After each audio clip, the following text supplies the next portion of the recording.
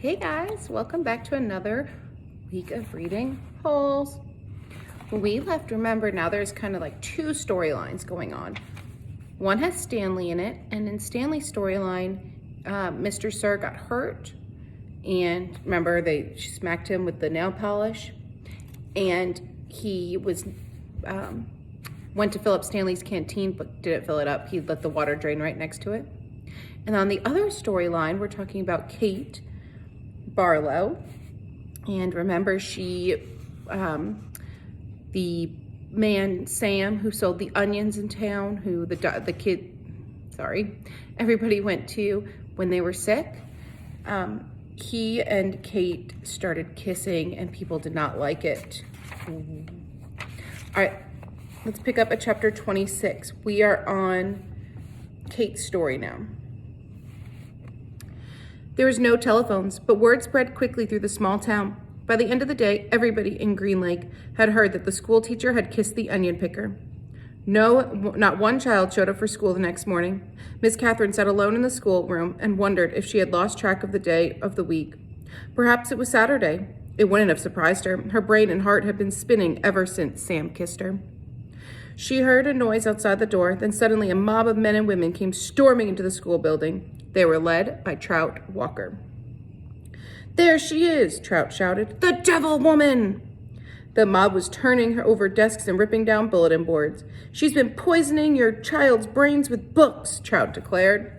They began pilling all the books in the center of the room. "Think about what you are doing," cried Miss Catherine. Someone made a grab for her, tearing her dress, but she managed to get out of the building. She ran to the sheriff's office. The sheriff had his feet up on his desk and was drinking from a bottle of whiskey. "Morning, Miss Catherine," he said. "They're destroying the schoolhouse," she said, gasping for breath. "They'll burn it to the ground if someone doesn't stop them." "Just calm your pretty self down a second," the sheriff said in a slow drawl, "and tell me what you're talking about." He got up from his desk and walked over to her. "Trout Walker has..." "Now don't go saying nothing bad about Charles Walker," said the sheriff. "We don't have much time," urged Catherine. "You've got to stop them." "You're sure pretty," said the sheriff. Miss Catherine stared at him in horror. "Kiss me," said the sheriff. She slapped him across the face. He laughed. "You kissed the onion picker. Why won't you kiss me?" She tried to slap him again, but he caught her by the hand. She tried to wiggle free. "You're drunk," she yelled. "I always get drunk before a hanging." "A hanging? Who?" "It's against the law for a Negro to kiss a white woman." "Well, then you'll have to hang me too," said Catherine, "because I kissed him back." "It ain't against the law for you to kiss him," the sheriff explained, "just for him to kiss you." "We're all equal under God's eyes," she declared. The sheriff laughed. "Ha! Then if Sam and I are equal, why won't you kiss me?" He laughed again. "Ha ha ha! I'll make a deal. One sweet kiss and I won't hang your boyfriend. I'll just run him out of town." Miss Catherine jerked her hand free. As she hurried to the door, she heard the sheriff say, "The law will punish Sam and God will punish you." She stepped back into the street and saw smoke rising from the schoolhouse. She ran down to the lakefront where Sam was hitching Mary Lou to the onion cart. "Thank God I found you," she sighed, hugging him. "We've got to get out of here, now." "What?"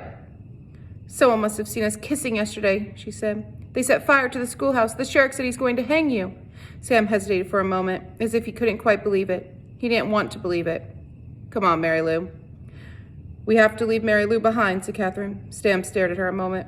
There were tears in his eyes. "Okay." Sam's boat was in the water, tied to a tree by a long rope. He untied it, and they waded through the water and climbed aboard. His powerful arms rowed them away from the shore, but his powerful arms were no match for Trout Walker's motorized boat. They were little more than halfway across the lake when Miss Catherine heard the loud roar of the engine. Then she saw the ugly black smoke. These are the facts. The Walker boat smashed into Sam's boat. Sam was shot and killed in the water. Catherine Barlow was rescued against her wishes. When they returned to the shore, she saw Mary Lou's body laying on the ground. The donkey had been shot in the head. That all happened 110 years ago. Since then, not one drop of rain has fallen on Camp Green Lake. You make the decision. Whom did God punish?